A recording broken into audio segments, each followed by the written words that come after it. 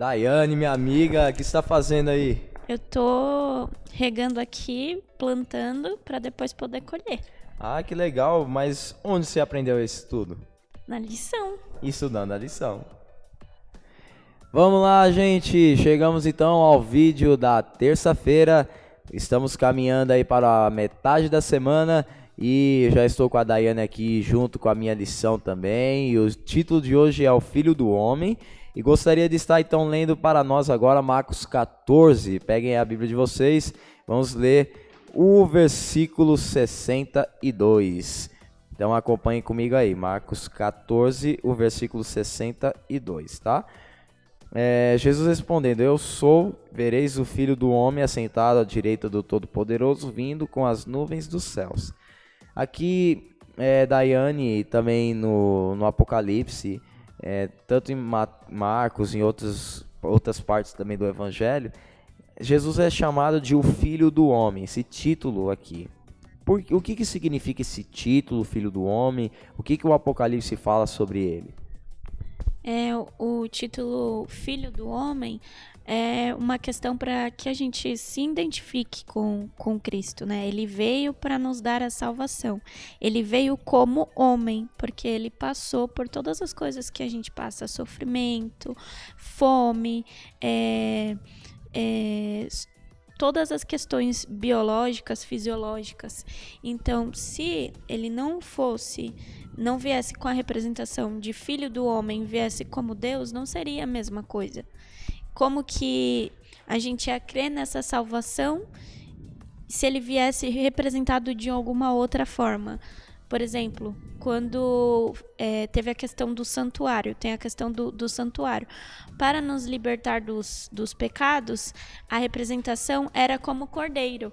E aquilo era uma representação do que viria futuramente, que era o Filho do Homem.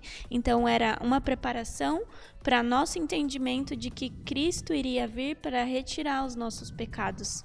Ele sofreu na cruz para os nossos pecados, para limpar a gente dos pecados. Então, a representação do Filho do Homem nada mais é do que a identificação, onde a gente se identifica com Cristo. Eu posso? Então, Daiane, vai lá, me manda a próxima pergunta, que aí os próximos versos bíblicos têm a ver com isso. Vai lá. A próxima pergunta é: o que esse título representa nos evangelhos? Primeiro, então, amiga, leia aí para nós Lucas 9:56, que aí esses dois próximos versos que a gente vai ler, a gente vai entender mais um significado sobre esse título, Filho do Homem, tá? Para que vocês saibam aí uma curiosidade bem interessante que os evangelhos contêm nele aí também. Vai lá. Lucas 9:56 diz assim: Pois o Filho do Homem não veio para destruir as vidas dos homens, mas para salvá-las. E foram para outra aldeia. Show, beleza. Então aí está se falando mais uma frase, né? Falando que Jesus, ele é o Filho do Homem. Agora vou ler Lucas 4:1 e 2, tá? Para responder a sua pergunta, tá? Jesus, cheio do Espírito Santo, voltou do Jordão e foi guiado pelo mesmo Espírito no deserto durante 40 dias, sendo tentado pelo diabo. Nada comeu naqueles dias e ao final desses teve fome. Daiane, você comentou que esse título ele tem a ver então com a parte fisiológica, né, de Jesus, que ele vindo para cá como ser humano, ele sofreu as mesmas coisas que nós sofremos. E aqui é um versículo bíblico falando que ele teve fome. É uma questão fisiológica que ele veio realmente encarnado como ser humano. Lá em Apocalipse 4, Daiane, existe uma visão, né, que João tem do trono de Deus. E lá ele vê vários animais dentro dessa visão. E essa visão fala que ele viu um leão, um urso, um homem e também uma águia. São 4 animais, do mesmo jeito que também Daniel viu. Se você pegar lá, eu não me lembro qual que é o capítulo exatamente agora, tá? Mas essas 4 representações que João ele recebe se referem a tanto às 12 tribos de Israel e também aos próprios evangelhos, nos quais essas 4 representações representavam os estandartes que tinham na frente de cada tribo de Israel. Estandarte é a mesma coisa que, vamos lá, os desbravadores vão entender isso aí. Sabe o portal do clube? O pessoal, quando vai acampar, faz aquele portal bonitão, e lá tá a identificação do clube, de onde que é e tal, aí faz o negócio mal bonitão.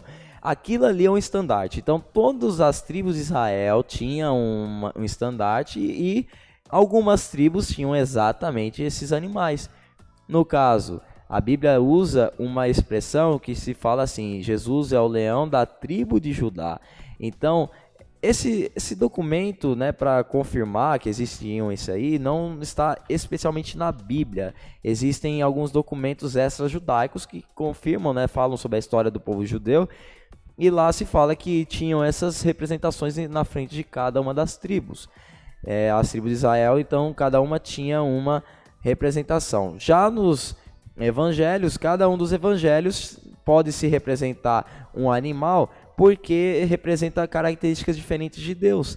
A primeira fala sobre Mateus, que representa ele como sendo um rei, né? Jesus, quando morreu, colocaram lá uma inscrição: você é o filho você é o rei dos judeus, certo?